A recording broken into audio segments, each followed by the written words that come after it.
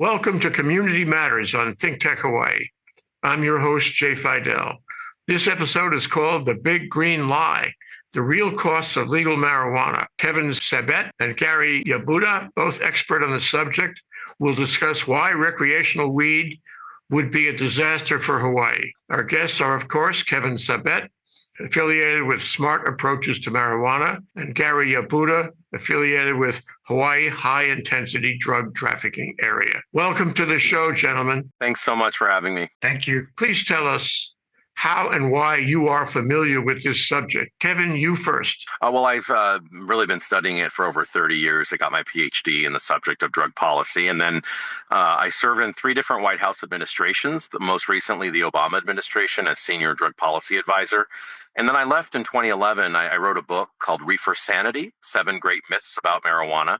And then in 2013, with Patrick Kennedy, I founded SAM, Smart Approaches to Marijuana, because we really wanted to talk about how there are real costs with the legalization of marijuana and how marijuana is completely not this benign substance that society is often telling us it is. Gary, tell us how you are familiar with the subject. I've known Mr. Sabet for over 10 years now, and he's no stranger to Hawaii. He's been a friend, an advocate for Hawaii for many, many years. In 2013, he came with then U.S. House of Representative Patrick Kennedy to our legislature to advocate against legalized marijuana back then. And every year, Mr. Sabet comes back to Hawaii to help us fight the legalization of marijuana. Now, there's a hearing next week at the House here on Tuesday, February 17th at 2 p.m. And it's supposed to be a collection of experts to tell everybody why the marijuana should be considered as a revenue source for the state of Hawaii and all the good things about it. And they're going to have so-called experts at this particular hearing next Tuesday. My question is at this House hearing is, if you're going to have experts, why isn't Kevin there? Because Kevin is the leading authority on the consequences of marijuana in the world. And we're so thankful that he's spending some time with us on a Saturday to talk for us, as he has been since 2013. Gary, first you, Hawaii legislature is in session. Tell us how many bills, what kind of bills are pending, what legislators and what local and maybe not so local interests are backing them, and what is their current status in terms of hearings and prospects. The big ones are coming up next week, Tuesday, and I'll be there with the Honolulu prosecutor, Stephen Alm, to oppose legalized marijuana. There's Senate Bill 2421, and that's the measure relating to cannabis. It establishes the Hawaii Cannabis and Hemp Office within the Department of Consumer Affairs to regulate all aspects of the cannabis plant. So they're trying to decriminalize marijuana to a regulatory state, a commercialized state. So it went from the Narcotics Enforcement Division to the Department of Health, and now they want to move it even further to a consumer-friendly agency from the state of Hawaii. And there's also Senate Bill 3275, again, related to cannabis, legalizes the cultivation, sale, processing, purchasing, possession, and transport, and use of low-dose and low-potency cannabis for personal adult use by persons over the age of 21. Now, law enforcement throughout the world cannot distinguish between low-dose and high-dose. There's only a few labs in the entire nation, and it's very costly, that can tell you how much THC is in a specimen. So that is very, very questionable. And then there's also a bill that pretty much says, this is Senate Bill 3275, legalizes the cultivation, sale of any type of cannabis, pretty much. And so this is on the table right now. It's absurd because, first of all, and I know why we want to hear Kevin talk, but there's 3 narratives here. The first narrative is that if we legalize marijuana here in Hawaii, we're going to open the doors to what's happening in Oklahoma and California because they are producing the best marijuana on the planet, bar none. And it's being run by Mexican cartels and Chinese national and China Communist Party people.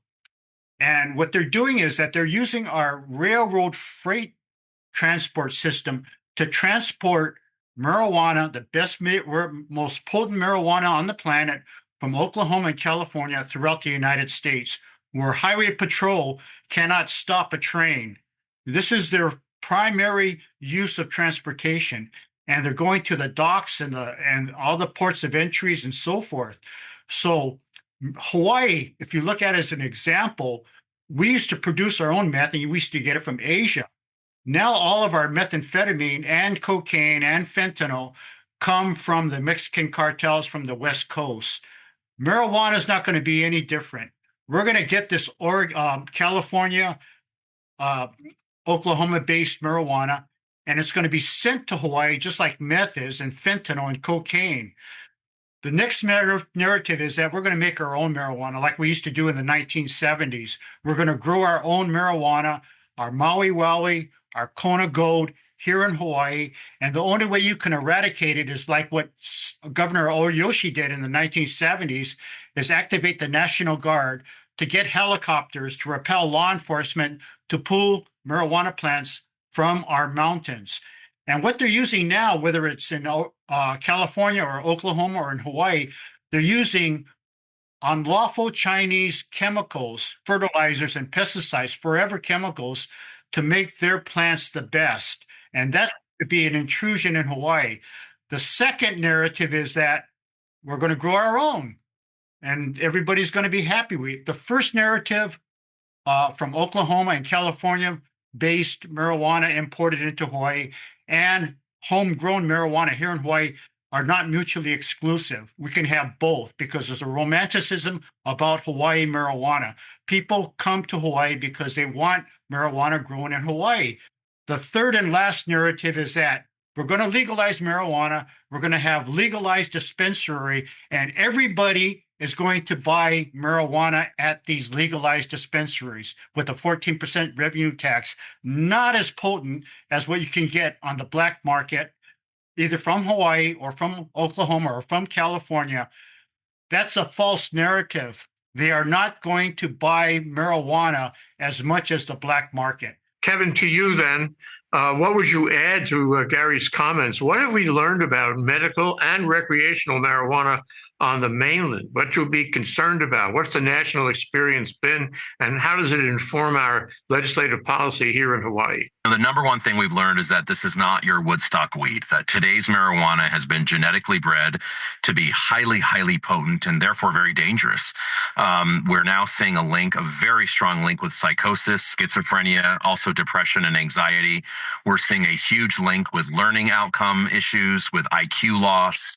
And we're actually seeing a lot where it comes to revenues not getting anywhere near what we were promised. So in any one state, it's less than 1% of the budget in terms of what's actually raised. And that doesn't, also, by the way, count for the costs. There are so many costs with regards to marijuana, whether it's car crashes, whether it's the school issues. And really, for a place like Hawaii, it's very different, actually, than the mainland, obviously. And for a place like Hawaii that relies on tourism, we know that the Japanese and Korean and other Asian tourists, that you're going to have a huge nosedive of tourism if you legalize marijuana, because in the states and cities that's happening, you're smelling it everywhere. And so it's changing the environment completely from what you're used to. So it's going from a family-friendly environment to a very family-unfriendly environment. And the secondhand smoke is a huge issue. We now know secondhand smoke is almost just like firsthand smoke in terms of the exposure for people. It's very, very, very similar, if not identical, according to new research. And we know today's marijuana has cancer-causing hydrocarbons in it. It has all kinds of additives. As Gary said, you can't really test it. None of the labs are FDA-approved labs because it's still an illegal drug. So I think Hawaii should be doing what it's been doing, which is not going for legalization. And, you have a small number of people who want to make a lot of money, and that's what they see. They see Hawaii as a cash cow, and we should really be very mindful of people trying to come to these islands and exploit them for personal and profitable gain. And that is exactly what is going to be happening if we legalize marijuana in Hawaii. There are so many important things happening in the country now and in the state, so many challenges that we face. It seems to me this effort to expand marijuana to recreational is really not. It pales in face of all these other challenges. So what is the to you Gary? What is the effect on Hawaii of expanding recreational marijuana? How are we going to see effects, good or bad? It's going to affect our youth. It's going to take the motivation of our youth to become working people in a society where they can make a living for themselves and their families. It's going to take their ability to be educated properly. It's going to make them more apt to go on to harder drugs. 98%, I learned this from Kevin, 98% of meth users and fentanyl abusers started with marijuana. It's going to impact our society because right now we're facing a huge drug problem with methamphetamine, and it's just going to add to the few. But our youth are going to be impacted, if not already, because they're not going to just be smoking marijuana. Their tool of choice is vaping and taking oral liquids with THC. So it's a whole new ballgame. And we've already been duped by big tobacco. Big tobacco lied to the American people for almost a century about the harms of tobacco. And the marijuana industry is taking their playbook from big tobacco. They are obfuscating the facts. They're lying about the facts. They're saying we don't really know about marijuana, even though we have tens of thousands of studies showing the harm. They're hiring celebrities, athletes to promote their products, social media stars now. They're using cartoons. We have edibles. We have gummy bears. We have Stonios, which are like Oreos. On and on. Trix, Doritos. All of these products resemble real snacks and products. They're actually poisoning hundreds of thousands of very young children under 5 years old every year. So we have poison control calls going way up. And what's really interesting, Jay, is that this week there was a bombshell. The bombshell came from the New York Times. The New York Times regretted and apologized for downplaying the harms of marijuana. And they had an editorial that said, it's time to admit America has a marijuana problem. It was incredible that they said that, because 10 years ago they endorsed legalization. They said marijuana wasn't a big problem. Now they're saying we made a mistake. So why, now that we've learned, Hawaii has been very wise not, to sort of observe the other states. Now that we've observed, we have an uncontrollable black market when you legalize marijuana, uncontrollable use in higher doses and potency than ever before, uncontrollable mental health, psychosis, schizophrenia problems, especially among our young people, skyrocketing car crashes, DUI, which is a very big issue in Hawaii. We don't want to make it worse. Big issue that's been in legalized. Now that we've learned all of that, Hawaii has sat back. They're looking. We're looking at what the rest of the states have done. Now that we're learning, and we've learned that it's been a total failure, which even the New York Times is admitting now as of Monday, finally, why would we turn back the clock in Hawaii and say, okay, now we're going to legalize marijuana, knowing all the problems? And by the way, I want to say one more thing. That doesn't mean that we think alcohol is great or smoking is good just because those are legal. But if your headlights are broken, you don't break your taillights just to be consistent. Okay, alcohol has had a devastating impact on the islands, a devastating impact, especially with families. Why would we compound that at another psychoactive, extremely intoxicating, I would argue more than alcohol now with today's highly potent marijuana? Why would we add to it? There's no reason, unless you're in the business and you want to make money. And we should never make money off of the backs of our people. To go further, we need to build an educated and cogent electorate, which many people have argued that we don't have that by reason of national education, by reason of failure to focus on the important issues to preserve our democracy. So how does recreational marijuana, the initiative for recreational marijuana, affect our national ability to build a a worthy electorate? Well, it affects it very greatly. I mean, listen to the former governor of California, the Democrat, liberal Democrat, Jerry Brown. He was against legalization because he said that China's going to eat us up for lunch. We're not going to have an educated electorate that's going to be a strong workforce. And let me tell you, the countries that we are competing against in the global economy, let me just tell you something. They're not smoking marijuana. Okay, let me be very clear. They are not smoking marijuana. They are not promoting marijuana. In fact, they're doing much more. They're discouraging it, actively discouraging it. And so why would we want to encourage something that essentially helps people drop out of life? I mean, it may not kill you when you do it the first time, like fentanyl could or crack, but it slowly kills you. And for some people, and for a lot of people, it leads to suicide. Marijuana is the number one drug for youth suicide in Colorado and other legalized states, so it actually can directly kill you. But it's usually a slow kill. And why would we want to do that when we actually want ourselves to be more educated? We want our society to be more educated. We want people to live life to their fullest potential. Marijuana does the opposite of that. And I'm not saying that there aren't people that smoke marijuana and they're fine with it and it doesn't affect their life. Maybe. Just like there are plenty of people that speed on the freeway and they don't get into a car crash.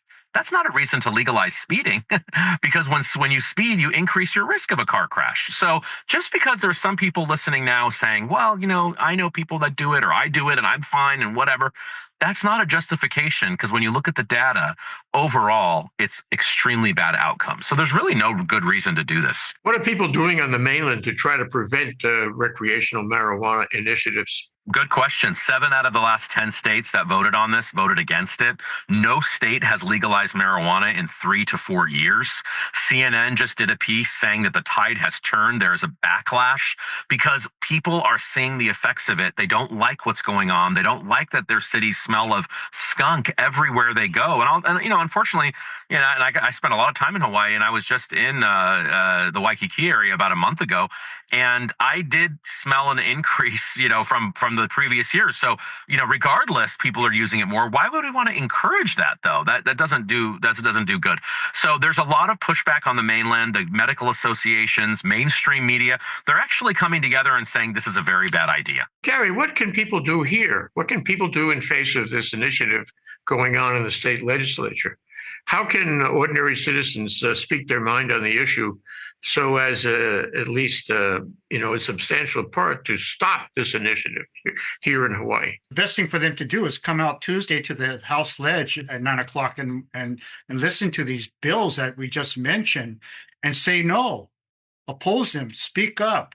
And if they can't do that, and I understand that, people work, talk to their legislatures, demand that their people that they voted to put in office oppose legalized marijuana. So for the sake of Hawaii, for our culture and our children, it's a whole packet. We have to fight this cause every year until it stops so that Kevin Sabet could start advocating to those states that have legalized marijuana and turn it around and say, no, we're going to go the other way again. I know I'm off video, but what I want to say about that is we're actually doing that now. Massachusetts and Maine are going to have ballot initiatives this year and next year to repeal legalization. And because they don't want it, it's been a bad idea there. Arizona is calling us now and saying, how can we repeal it? It's been bad. Montana is calling us now. Multiple states are actually completely regretting what they did. So if multiple states are regretting what they did, why would Hawaii go this way? You're both going to be involved in a program here on March 16th. Gary, Kevin, can you talk about that program and what it will cover and what effect you'd like it to have? Kevin's coming out. Hopefully, I'm trying to get meetings with the governor, with state legislatures that would willing to listen to a so-called real expert. So we're working on this. We want to move with the community, but Kevin has been out here already.